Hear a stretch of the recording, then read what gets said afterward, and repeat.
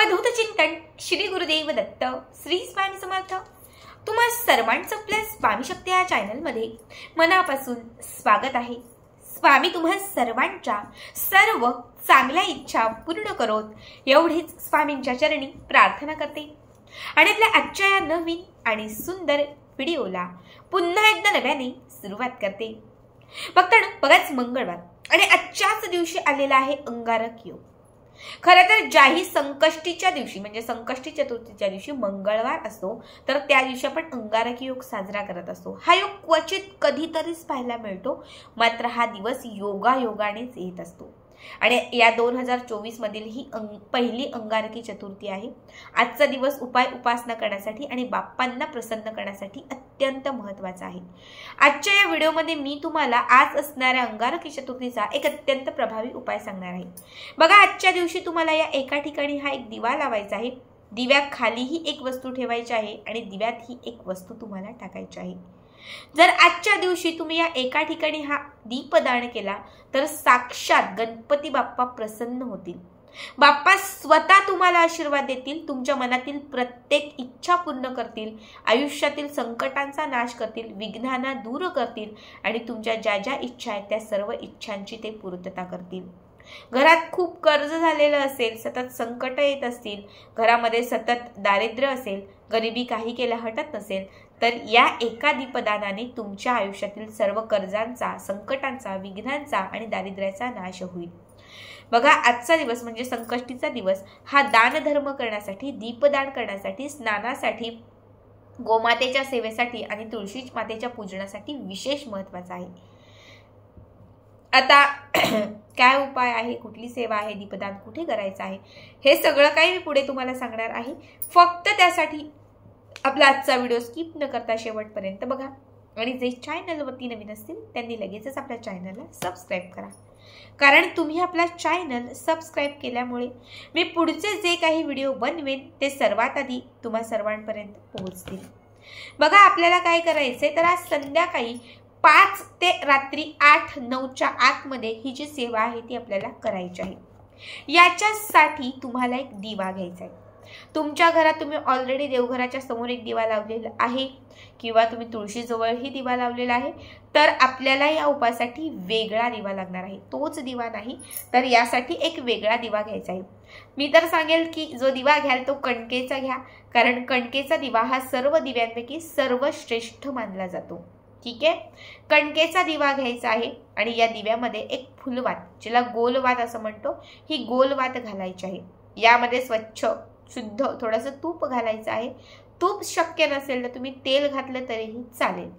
सगळ्यात अगोदर एक छोटीशी प्लेट घ्यायची आणि त्या प्लेटमध्ये एक मुठभर धने घालायचे, एक मुठभर धने, आणि त्या धन्यांच्या वरती 7 अख्ख्या लवंगा ठेवायच्या आणि याच्या वरती हा कणकेचा दिवा ठेवायचा। दिव्यात गोलवात फुलवात घालायची, थोडं तूप तेल घालायचा आणि हा दिवा प्रज्वलित करायचा। आपल्या घरातील जो उत्तर भाग असेल त्या उत्तर भागाला हा दिवा ठेवून द्यायचा। उत्तर भागाला देवघर असेल, उत्तर भागामध्ये जे काही असेल, उत्तर दिशा असली पाहिजे एवढं लक्षात ठेवा आणि त्या ठिकाणी हा दिवा ठेवून द्यायचा। ठीक आहे, फक्त दिवा तिथे उचलून ठेवा। बसण्यासाठी एक आसन घ्या आणि एका वाटीमध्ये एक छोटीशी वाटी घ्या आणि त्या वाटीमध्ये थोडासा गुळाचा कीस घ्या। गुळ, बघा, पूजेसाठी, पूजेमध्ये गुळ, होम हवन करण्यासाठी, गणपती बाप्पाच्या सेवेत, लक्ष्मीला प्रसन्न करण्यासाठी गुळ हे अत्यंत पवित्र आणि महत्त्वाचं मानलं जातं। तुम्हाला थोडंसं गुळ घ्यायचं आहे आणि त्या गुळाला थोडंसं मध, अत्तर, सुगंधी लावायचं आहे। ठीक आहे, या गुळाच्या म्हणजे किसलेला जो गुळ आहे त्याच्या 7 गोळ्या करायच्या आहेत। छोट्या छोट्या असे छोटे छोटे लाडू करायचे, सहज होतात, मी स्वतः करते। ठीक आहे, याच्या 7 गोळ्या करायच्या आहेत। सगळ्यात अगोदर या 3 बोटांमध्ये हा एक गोळा उचलायचा, इच्छा व्यक्त करायची, एक वेळा गणपती अथर्व शीर्ष म्हणायचं किंवा संकटमोचन स्तोत्र म्हटलं तरीही चालेल आणि त्या दिव्यात हा गोळा अर्पण करायचा। पुन्हा दुसरा गोळा घ्यायचा गुळाचा, पुन्हा याच पद्धतीने इच्छा व्यक्त करून बाप्पांचं स्मरण करून गणपती अथर्व शीर्षम किंवा संकटमोचन स्तोत्र म्हणून तुम्हाला दिव्यात तो गोळा अर्पण करायचा आहे। अशा 7 गोळ्या, गुळाच्या 7ही गोळ्या तुम्हाला एक एक करून अभिमंत्रित करून तुम्हाला त्या दिव्यात अर्पण करायच्या आहेत। इतकं करून झालं की त्याच्यानंतर एक मोठं खोलगट भांडं घ्यायचं आणि त्या दिव्यावरती ते झाकून ठेवायचं.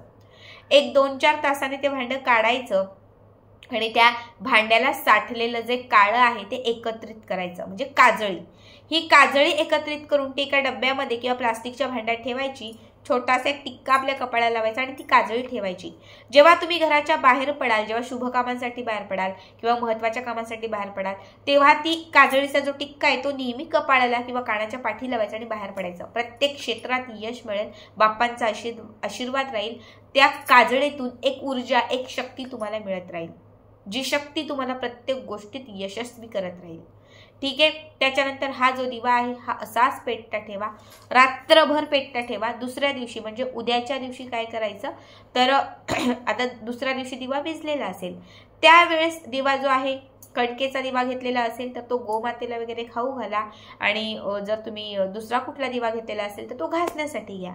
मात्र दिव्याच्या खाली ठेवलेले जे मुठभर तांदूळ आहेत त्यातील थोडेसे तांदूळ हातात घ्यायचे, उजव्या हातात, आणि 4 कोपऱ्यांना, घराच्या आतील 4 कोपऱ्याने ते तांदूळ थोडे थोडे शिंपडायचे आहेत. ठीक आहे. आणि त्याच्यानंतर राहिलेले जे तांदूळ आहेत ते तांदूळ आणि त्याच्यासोबत घेतलेल्या ज्या लवंग आहेत हे लाल कापडात बांधायचं आहे. लाल कापड घ्या किंवा पिवळं कापड घ्या, त्या कापडामध्ये हे बांधायचे आहे. याला घट्ट गाठ मारायची आहे. आणि ही धन्यांची, लवंगाची बनलेली जी पोटली आहे ती नेहमी आपल्या तिजोरीमध्ये, जर तुम्ही घरात हा उपाय करत आहात तर तिजोरीत करा. हा उपाय व्यवसाय, उद्योगधंदा वाढीसाठी केलेला आहे तर मग व्यवसायाच्या गल्ल्यात ठेवा. घरात खूप नकारात्मक शक्तीचा वास आहे किंवा घरात तांत्रिक बाधा झालेली आहे, काहीतरी वाईट शक्ती तुम्हाला त्रास देत आहे, असं काही असेल तर हा जो धन्यांचा गोळा म्हणजे धन्याची जी पोटली आहे ही घराच्या मुख्य प्रवेशद्वाराला टांगा. याने तुमच्या घरात नेहमी सकारात्मकता येईल. घराची, पतीची, मुलांची भरभरून प्रगती होत राहील. घरातील जे वातावरण आहे ते अत्यंत पवित्र आणि शुद्ध होऊन जाईल. कुठलीच बाधा, कुठलीच नकारात्मकता घरामध्ये प्रवेश करणार नाही. आणि मेन म्हणजे तुम्ही चतुर्थीच्या दिवशी हा उपाय किंवा ही सेवा केल्याने, हे अभिमंत्रित केल्याने अखंड बाप्पांचा आशीर्वाद राहील, ज्यामुळे विघ्न, संकट यातून तुमची मुक्तता होत राहील आणि तुमच्या इच्छित मनोकामना पूर्ण होत राहतील. अत्यंत बघा साधा, अत्यंत सोपा उपाय आहे. प्रत्येकाने आजच्या दिवशी हा उपाय नक्की करा.